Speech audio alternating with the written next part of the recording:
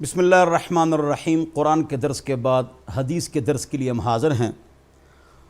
قرآن text ہے، حدیث اس کا ٹیسٹ پیپر ہے۔ بغیر حدیث کے ہم قرآن پر نہیں چل سکتے ہیں۔ قرآن میں ہے نا نماز پڑھو، تو کتنی رکعتیں ہیں؟ یہ تو قرآن میں نہیں، یہ تو حدیث میں ہے۔ جس طرح قرآن حجت ہے، اس طرح حدیث بھی حجت ہے۔ گفتہ اللہ بود گرچہ از حلقوم عبداللہ بود۔ فارسی کا شعر ہے کہ حضور کا کہا ہوا اللہ کا کہا ہوا ہے، اگرچہ حلقوم اور گلا محمد مصطفیٰ کا ہے، باتیں اللہ کی ہیں۔ وما ينطق عن الهوى ان هو الا وحی یوحیٰ۔ حضور خواہشات سے بات نہیں فرماتے بلکہ وہی ہوتی ہے وہ۔ لیکن قرآن وحی مطلوب وہ وہی ہے جس کی تلاوت کی جاتی ہے، اور حدیث وہی ہے لیکن وہی غیر مطلوب وہ وہی جس کی تلاوت نہیں کی جاتی ہے دونوں وہی۔ قرآن میں چور کا ہاتھ کاٹو، کلائی تک، کوہنی تک، بغل تک 1200 سال کٹتے تھے، اب نہیں، سعودیہ میں کٹتے ہیں، افغانستان میں 6 سال کٹتے رہے۔ کون سا ہاتھ کاٹے؟ اللہ نے فرمایا چور کا ہاتھ کاٹو، کون سا؟ کہاں تک؟ یہ تو نہیں، یہ تو حدیث میں ہے کہ دائیں اور کلائی تک۔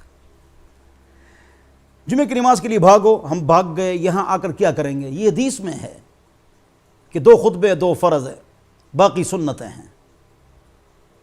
تو حدیث کے بغیر ہم قرآن پر نہیں چل سکتے۔ آپ بچوں کا ختنہ کراتے ہیں؟ جی ہاں، یہ تو قرآن میں نہیں ہے۔ آپ جنازوں میں شرکت کرتے ہیں؟ جی، یہ تو قرآن میں نہیں، یہ تو حدیث میں ہے۔ تو لوگوں کا یہ سوال ہمیشہ غلط ہوتا ہے، جی یہ مسئلہ قرآن میں دکھاؤ۔ تسی حدیث نہیں مننے ہو، حدیث کو نہیں مانتے ہو۔ قرآن بھی حجت، حدیث بھی حجت۔ غور سے سنو، اہم نقطہ بتا رہا ہوں، پھر حدیث کی طرف آتا ہوں۔ جو آدمی یہ کہتا ہے یہ مسئلہ قرآن میں دکھاؤ، سنو وہ کون آدمی ہوتا ہے؟ وہ کرامن کاتبین فرشتوں کو نہیں مانتا، وہ پلسرات کو نہیں مانتا، وہ شفاعت کو نہیں مانتا، وہ قبر کے عذاب کو نہیں مانتا، وہ حدیث کا منکر ہے۔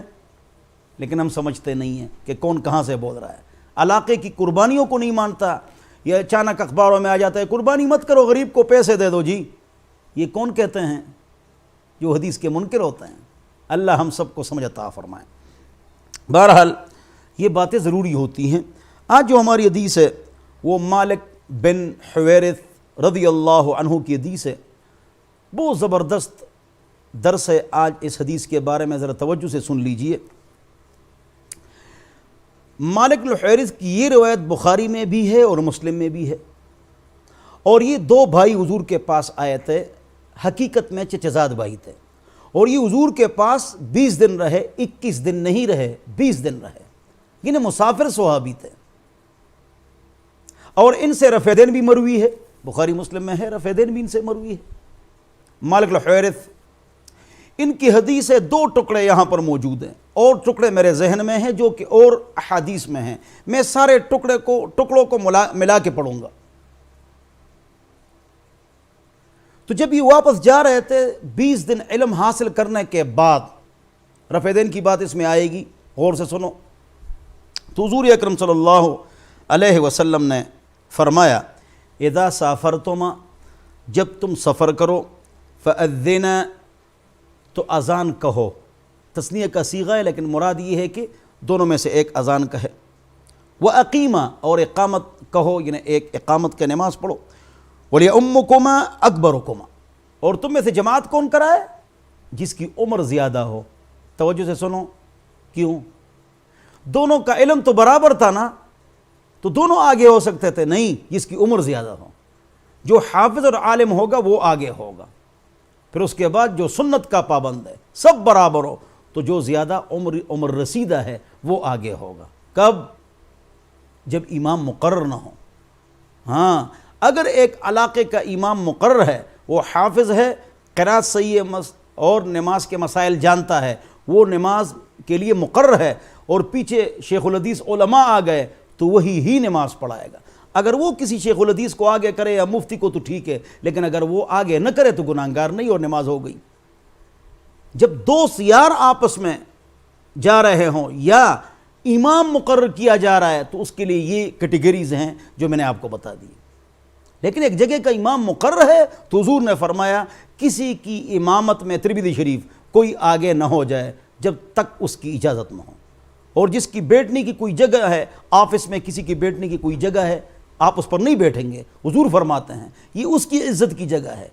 امامت کے لیے جتنا بڑا عالم ہو وہ آگے نہ جائے، جو امام مقرر ہے وہ آگے جائے گا۔ ہر مسئلے کو سمجھا کرو۔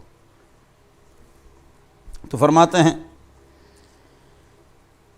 میں آپ حضرات کے سامنے کرتا ہوں عورت اور مرد کی نماز میں فرق کے حوالے سے اور رفع یدین کے حوالے سے۔